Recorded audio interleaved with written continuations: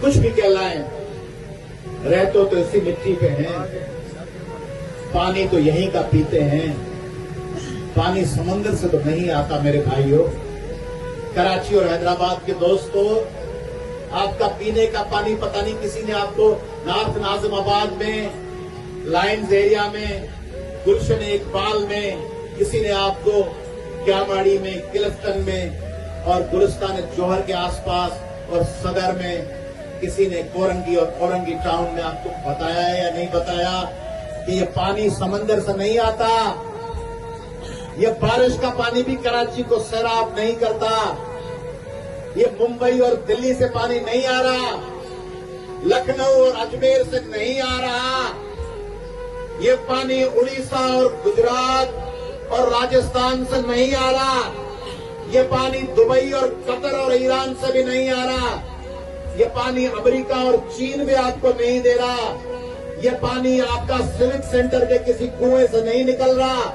ये 3 हट्टी के किसी कुएं से डोल डालकर नहीं निकाल रहे। ये पानी कहां से आ रहा है? ये पानी आ रहा है कंदकोट और कश्मीर और गुडरू और घोटकी से बहता हुआ दरियाए सिंध। जब बहता बहता गुडू बैराज और सत्तर बैराज और कोटरी बैराज से गुजरता है तो कोटरी बैराज से एक कलरी बघाड़ फीजा जो कैनाल निकलता है, जो हाले की झील को भरता है, जिसको आप कलरी झील कहते हैं, उस कीझर झील में जाता है। कीझर से वो हाले की झील आता है और वहां से केबी फीडर के जरिए और K4 के जरिए वो पानी कराची पहुंचता है। जब गुडू बैराज पे पानी नहीं होगा तो कराची में पानी कहां से आएगा? जब गुडू में पानी नहीं होगा, सखर में पानी नहीं होगा, कोटरी में पानी नहीं होगा, तो पानी कहां से आएगा? आप कहते हैं कराची की इतनी आबादी है, तो उतनी आबादी के लिए पानी के लिए उतना दर्द और इतनी तकलीफ भी तो होनी चाहिए। आप खामोश हैं। हमेशा हम सिंधियों पे तो आप बड़े बड़े तबसरे करते हैं, हमारे खिलाफ बोलते हैं।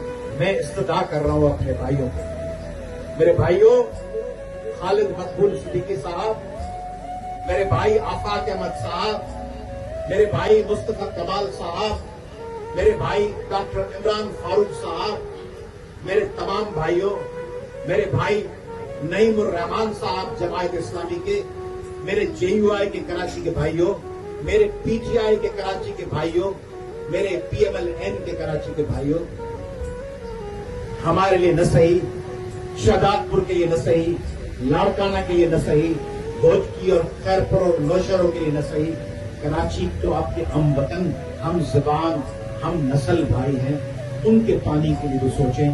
क्यों नहीं बुलंद करते अपनी आवाज को? क्यों नहीं बोलते वफाक के इत्तेहादी बने हुए हो? क्यों नहीं बोलते शहबाज शरीफ को? और क्यों नहीं बोलते आसिफ अली जरदारी को? कराची की उर्दू बोलने वाली आबादी से यह नारा क्यों नहीं बुलंद होता कि कैनाल तमाम नामंजूर और डैम तमाम नामंजूर और सिंध के पानी पर डाका नामंजूर? ये बोलने की हिदायत, हुक्म और रहबरी सिर्फ हमारे लिए क्यों है? आप क्यों खामोश हैं? क्यों नहीं बोलते? क्यों चुप है?